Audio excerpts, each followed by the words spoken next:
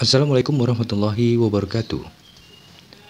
Abu Hurairah, atau nama aslinya Abu Samsi bin Syakir, hanyalah seorang buruh upahan pengembala kambing dari keluarga Bushrah bin Ghazwan, salah satu pemuka dari kabilah Bani Daus di Yaman. Tetapi sepertinya Allah menghendaki akan meningkatkan derajatnya setinggi mungkin dengan jalan membawanya kepada hidayah Islam.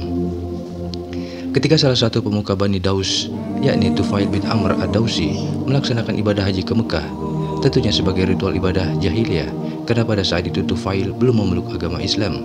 Kejadian ini terjadi pada tahun ke-11 dari kenabian. Ia bertemu dengan Rasulullah SAW.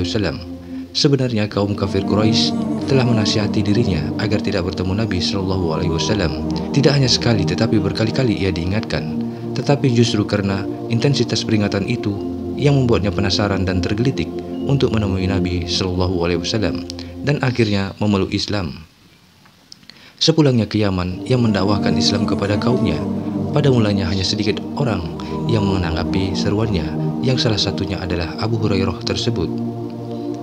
Pada awal tahun 7 Hijriah, Nabi SAW berencana menggerakkan pasukan untuk menyerang kaum Yahudi di Khaybar.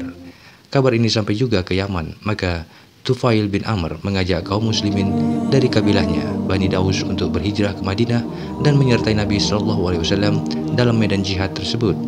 Walau dalam keadaan miskin dan tidak memiliki harta yang mencukupi, Abu Hurairah turut juga menyambut seruannya dan bergabung dalam rombongan hijrah ini. Setibanya di Madinah, ternyata Nabi SAW dan sebagian besar sahabat baru saja berangkat ke Khaybar. Rombongan Bani Daus tersebut langsung menyusul ke Khaybar untuk bergabung dengan pasukan Nabi SAW. Tetapi Abu Hurairah tertinggal di Madinah karena tidak memiliki kendaraan dan perbekalan. Usai salat subuh keesokan harinya, Abu Hurairah bertemu sahabat yang ditunjuk menjadi wakil Nabi SAW di Madinah, yakni Siba bin Urfutah al-Ghifari, atau sebagian riwayat menyebutkan Numailah bin Abdullah al-Laisi. Ia memberi Abu Hurairah kendaraan dan perbekalan untuk bisa menyusul ke Khaybar. Ia berhasil berjumpa Nabi SAW dan beliau menyuruhnya langsung bergabung dengan pasukan yang telah siap bertempur. Dalam pertemuan pertama itu, Nabi SAW bersabda kepadanya, "Siapakah namamu?"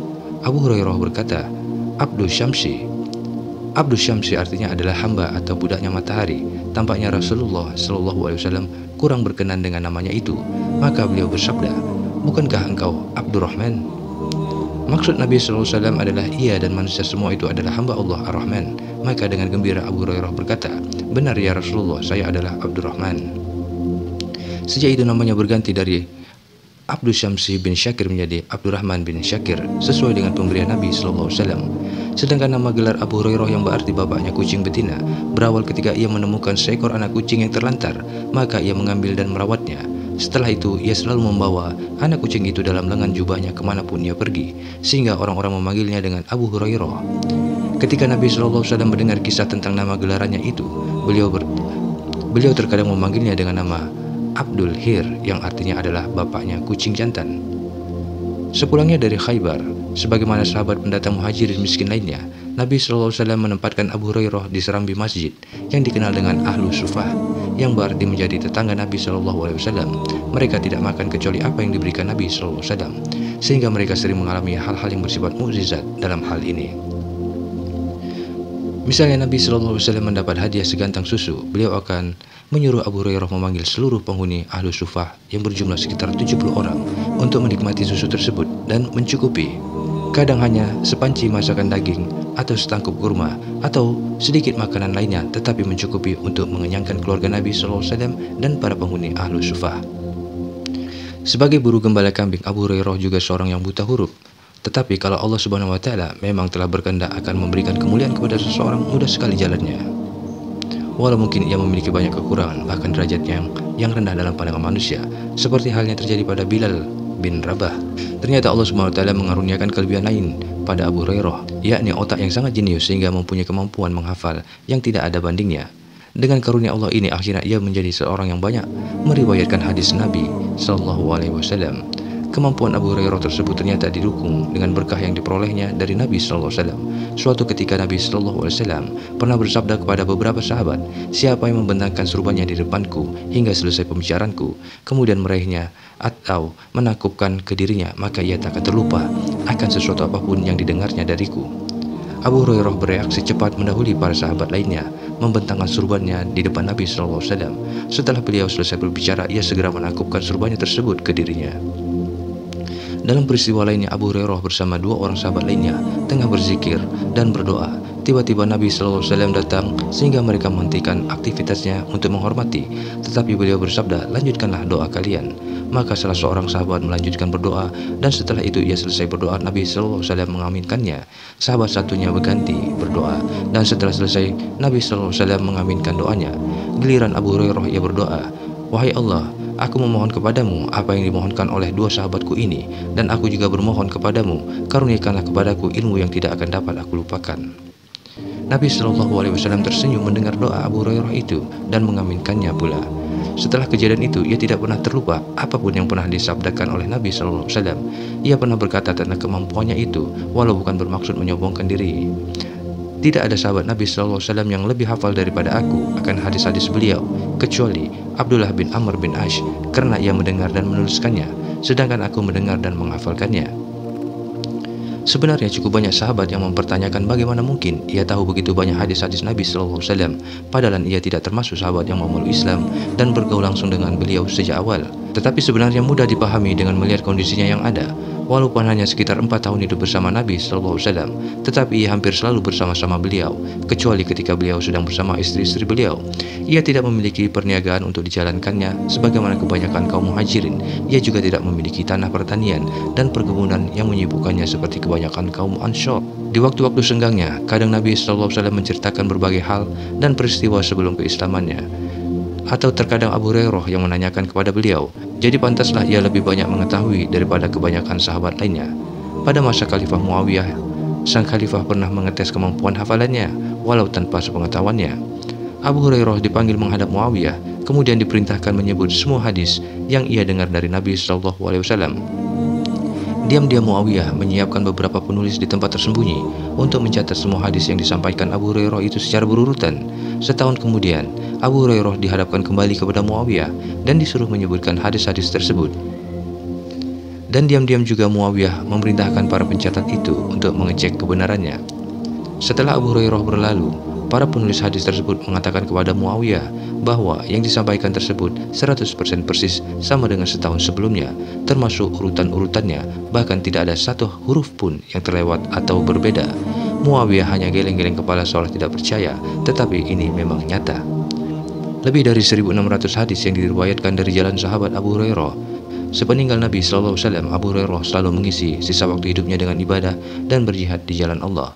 Pada masa Khalifah Umar, ia sempat diangkat menjadi amir di Bahrain. Seperti kebanyakan sahabat pilihan Nabi SAW lainnya, ia menggunakan gaji dan tunjangan yang diterima dari jabatannya untuk menyantuni dan membantu orang yang membutuhkan. Untuk menunjang kehidupannya, ia mempunyai kuda yang diternakannya dan ternyata berkembang sangat cepat sehingga ia menjadi lumayan kaya dibanding umumnya sahabat lainnya. Apalagi banyak juga orang-orang yang belajar hadis dari dirinya dan seringkali mereka memberikan hadiah sebagai bentuk terima kasih dan penghargaan kepadanya. Ketika Umar mengetahui Abu Hurairah memiliki kekayaan yang melebihi penghasilannya, ia memanggilnya menghadap ke Madinah untuk mempertanggungjawabkan hartanya tersebut. Begitu tiba di Madinah dan menghadap, Umar langsung menyemprotnya dengan pedas. "Hai musuh Allah dan musuh kitabnya, apa engkau telah mencuri harta Allah?" Abu Hurairah yang sangat mengenal watak dan karakter Umar dengan tenang berkata, "Aku bukan musuh Allah SWT dan juga bukan musuh kitabnya, tetapi aku hanyalah orang yang memusuhi orang yang menjadi musuh keduanya, dan aku bukan orang yang mencuri harta Allah." "Dari mana kau peroleh harta kekayaanmu tersebut?" tanya Umar. Abu Hurairah menjelaskan asal muasal hartanya yang tentu saja dari jalan halal. Tetapi Umar berkata lagi, "Kembalikan harta itu ke Baitul Mal." Abu Hurairah adalah didikan Nabi SAW yang bersikap zuhud dan tidak cinta duniawiyah. Walau bisa saja ia berargumentasi untuk mempertahankan harta miliknya, tetapi ia tidak melakukannya. Karena itu, tanpa banyak pertanyaan dan protes, ia menyerahkan hartanya tersebut kepada Umar. Setelah itu, ia mengangkat tangannya dan berdoa, "Ya Allah, ampunilah Amirul Mukminin Umar." Beberapa waktu kemudian Umar ingin mengangkatnya menjadi amir di suatu daerah lain. Dengan meminta maaf, Abu Hurairah menolak penawaran tersebut. Ketika Umar menanyakan alasannya, Abu Hurairah menjawab, "Agar kehormatanku tidak sampai tercela, hartaku tidak dirampas, dan punggungku tidak dipukul." Beberapa saat terhenti, ia meneruskan lagi, seakan ingin memberi nasihat kepada Umar. dan aku takut menghukum tanpa ilmu dan bicara tanpa belas kasih. Umar pun tak berkutik dan tidak bisa memaksa lagi seperti biasanya. Pada masa khalifah selanjutnya, Abu Hurairah selalu mendapat penghargaan yang tinggi berkat kedekatannya bersama Nabi SAW dan periwayatan hadis-hadis beliau, sehingga secara materi sebenarnya ia tidak pernah kekurangan sebagaimana masa kecilnya atau masa-masa bersama Sallallahu Alaihi Wasallam. Tetapi dalam kelimpahan harta dan ketenaran ini, Abu Hurairah tetap bersikap zuhud dan sederhana dalam kehidupannya sebagaimana dicontohkan Nabi Shallallahu Alaihi Wasallam. Pernah suatu kali di masa Khalifah Muawiyah yang mendapat kiriman uang 1000 dinar dari Marwan bin Hakam, tetapi keesokan harinya utusan Marwan datang menyatakan kalau kiriman itu salah alamat. Dengan tercengang ia berkata, "Uang itu telah habis kubelanjakan di jalan Allah, 1 dinar pun tidak ada yang bermalam di rumahku. Bila hakku dari Baitul Mal keluar, ambillah sebagai gantinya."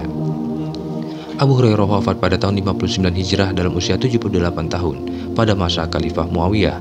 Ia memang pernah berdoa, "Ya Allah, saya berlindung kepadamu dari tahun 60-an dan dari masa kepemimpinan anak-anak." Pada tahun 60-an Hijrah itu memang masa kekhalifahan Yazid bin Muawiyah yang bersikap seperti anak-anak, yakni semaunya sendiri. Dan terjadi berbagai peristiwa yang bisa dikatakan sebagai masa kelam dalam sejarah Islam, seperti peristiwa Karbala, peristiwa Al-Harah, dan penyerbuan Masjidil Haram. Ketika ia sakit dan menjelang kewafatannya, tampak ia amat sedih dan menangis, sehingga orang-orang menanyakan sebab kesedihannya tersebut. Abu Hurairah berkata, "Aku menangis bukan karena sedih akan berpisah dengan dunia ini.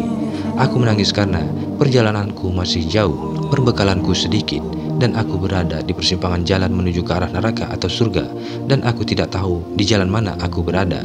Ketika banyak sahabat yang menjenguknya dan mendoakan kesembuhan baginya, segera saja Abu Hurairah berkata, "Ya Allah, sesungguhnya aku telah rindu bertemu denganmu. Semoga demikian juga dengan engkau." Tidak lama kemudian, nyawanya terbang kembali ke hadirat ilahi dan jasadnya dimakamkan di Baqi di antara sahabat-sahabat Rasulullah SAW yang telah mendahuluinya. Wallahu a'lam bishawab. Assalamualaikum warahmatullahi wabarakatuh.